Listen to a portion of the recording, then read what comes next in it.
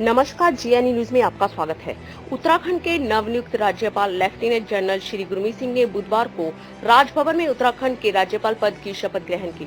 राजभवन में आयोजित एक समारोह में उत्तराखंड के मुख्य न्यायाधीश जस्टिस राघवेंद्र सिंह चौहान ने लेफ्टिनेंट जनरल श्री गुरमीत सिंह को पद की शपथ दिलाई। शपथ ग्रहण के पश्चात राज्यपाल लेफ्टिनेंट जनरल श्री गुरमीत सिंह ने भारतीय सेना की 4 मराठा बटालियन रेजिमेंट द्वारा दिए गए सम्मान गार्ड का निरीक्षण किया। कार्यक्रम का संचालन मुख्य सचिव श्री एस.एस. संधू ने किया। इससे पूर्व मुख्य सचिव श्री एस.एस. संधू ने भारत के राष्ट्रपति द्वारा जारी अधिपत्र पढ़कर सुनाया, जिसके अनुसार लेफ्टिनेंट जनरल श्री गुरमीत सिंह को उत्तराखंड का राज्यपाल नियुक्त किया गया। जय हिंद। ये मेरे लिए एक गौरव का विषय है कि मुझे देवभूमि और वीरों की भूमि उत्तराखंड की सेवा करने का अवसर मिला है। प्रदेश एक समृद्ध सांस्कृतिक और ऐतिहासिक विरासत रही है हमारे प्रदेश की। सैन्य परिवारों की बहुलता है। हर एक घर से सैनिक है। ये मेरी सेना की एक्सटेंडेड फैमिली है। ईश्वर के आशीर्वाद से पहले मैं देश का सिपाही बनकर देश की सेवा कर रहा था और अब वीर सिपाहियों की वो भूमि जिन्होंने उनको जन्म दिया, उनके साथ रहकर उनके परिवारों की सेवा कर सकूंगा। उत्तराखंड के वीर सपूतों को जन्म देने वाली माताओं बहनों की वीरता की कहानियां हम सब परिचित हैं उनसे। ऐसे में यहाँ के बच्चियां सैनिक स्कूल, एनडीए और फौज के लिए प्रेरित कर राज्य में वुमेन एम्पावरमेंट का नया अध्याय लिखा जाएगा। बड़ी संख्या में पूर्व सैनिकों के बुजुर्ग, माता पिता और परिवार यहाँ हैं। उनका स्वास्थ्य, पेंशन संबंधी समस्या का निस्तारण और स्पेशली ईसीएचएस और बाकी सुविधाएं मेरी प्राथमिकता हैं। यमुनोत्री जी, गंगोत्री जी, केदारनाथ जी और बद्रीनाथ जी 4 धाम हैं। गंगा जमुना का मायका है। इसके अलावा नानक मता साहब, रीठा साहब, हेमकुंड साहब जैसे अनेक प्रसिद्ध धर्म तीर्थ स्थल हैं। यह भूमि पवित्र है। इस पवित्र भूमि की सेवा करना मेरे लिए सचमुच एक सौभाग्य है।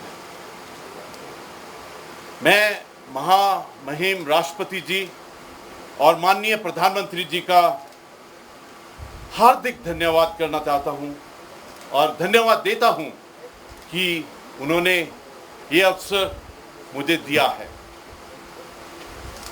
हमारा राज्य प्रकृति का खजाना है, प्रकृति की देन है। इसका सौंदर्य अलौकिक है। यहाँ पर्यटन आधारित बिजनेस, जैविक कृषि, योग, आयुर्वेद, खाद्य प्रोसेसिंग पर आधारित लघु उद्योगों को बढ़ावा देकर हमारे इलाके में, हमारे पहाड़ों के इलाके में रोजगार और एंटरप्रेन्योरशिप के अपार अवसर सृजित करने की भरपूर संभावना है। वर्तमान सरकार इस दिशा में अच्छा प्रयास कर रही है। आगे भी इसके लिए हर संभव सहयोग राज्य सरकार को हमेशा रहेगा। समय तेजी से ट्रांसफॉर्म हो रहा है। यह टेक्नोलॉजी का युग और जमाना है। राज्य की 2 अंतर्राष्ट्रीय सीमाओं से लगा हुआ है, इसलिए कनेक्टिविटी, पुल, टनल, सड़कों का जो संपर्क है ये भी बहुत महत्वपूर्ण है। समय के अनुसार विकास और तरक्की की नई इबारत लिखनी है हमको। अंत में इतना ही कहना है कि सभी को साथ लेकर समरसता से एक दूसरे का सहयोग करते हुए स्वस्थ लोकतांत्रिक परंपराओं को आगे बढ़ाना और प्रदेश हित, देश हित और जनहित कार्यों का करना है। जो अपेक्षाएं इस गरिमापूर्ण पद से राज्यवासियों को होती हैं, उन पर खरा उतरने का प्रयास करूंगा। इस भूमि के पहाड़ों, नदी, नालों, फ्लोरा फौना और इस भूमि के कण कण और प्रकृति को मेरा प्रणाम।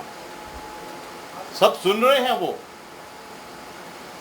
यह धरती, हमारा प्रदेश सैनिकों, संतों और विद्वानों की है।